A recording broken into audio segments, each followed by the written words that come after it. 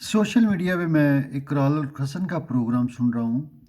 वो कह रहे थे कि जजेज़ और उनकी फैमिलीज़ का जामे तलाशी नहीं होगी। एयरपोर्ट पे जब वो किसी दूसरे मुल्क जाते हैं, तो आम लोगों की तरह उनको ट्रीट नहीं किया जाएगा, बल्कि उनकी तलाशी नहीं ली जाएगी, चाहे वो काला धन या जो चीज़ भी इस मुल्क से बाहर को एक्सपोर्ट करें। तो ये अच्छी बात है, ये रूटीन की बात है।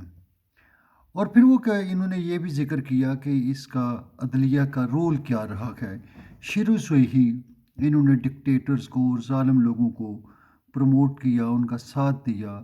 और इंसाफ का ये आलम है कि पाकिस्तान दुनिया के 130वें मुल्क पे भी है।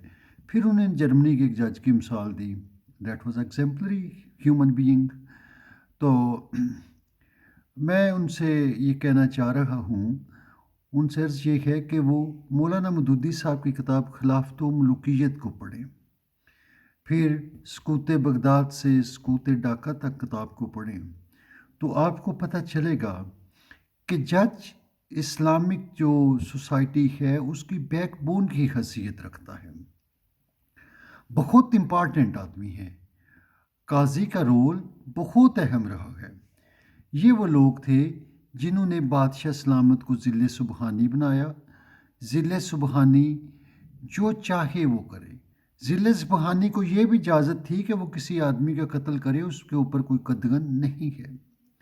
मतलब जुल्म का ये साथ देने वाले वो लोग हैं, और इन्होंने शुरू से जुल्म का साथ दिया है।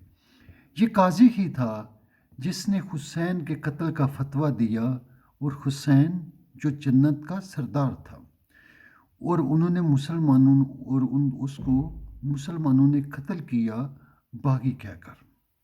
ये है जज का रोल। शुरू दिन से इन्होंने जो इस्लाम की ईवल है, आप खुद देखें, उसको प्रमोट किया है, उसको प्रोजेक्ट किया है।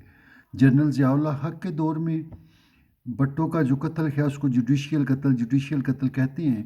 तो ये किसने किया? तो ये वो लोग हैं जो मुल्क के अंदर ईवल और जुल्म को प्रमोट करते हैं। They are the backbone of the evil rulers. ये जालिम को जालिम नहीं कहते हैं, उनका साथ देते हैं। और याद रखें, इस मुल्क में दो कौमें हैं।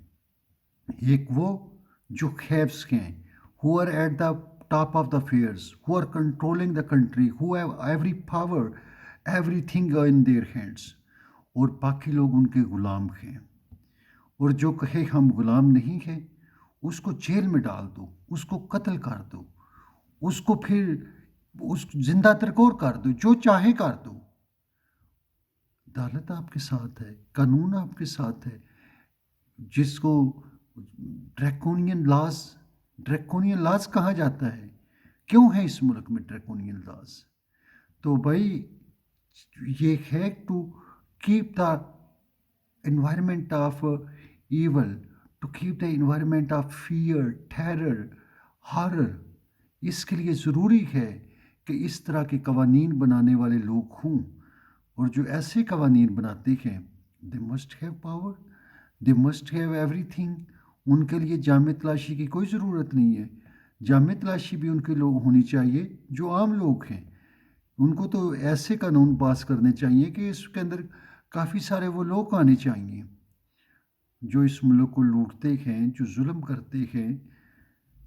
बल्कि अजीब सी बात है, होना ये चाहिए कि ये कानून होना चाहिए। वो याद आया ना, लाहौर में एक बंदा मर गया था, कोई इंस्पेक्टर था जिसने यान अली नामी किसी खातून के पैसे रोके, और वो जरदारी साहब के थे। फिर अखबार में एक बड़ी ट्रेजिक खबर पड़ी थी, उसकी बेटी ने कहा था, काश मेरे अब्बू ईमानदार ना होते। तो ये है यहाँ इंसाफ। Thank you.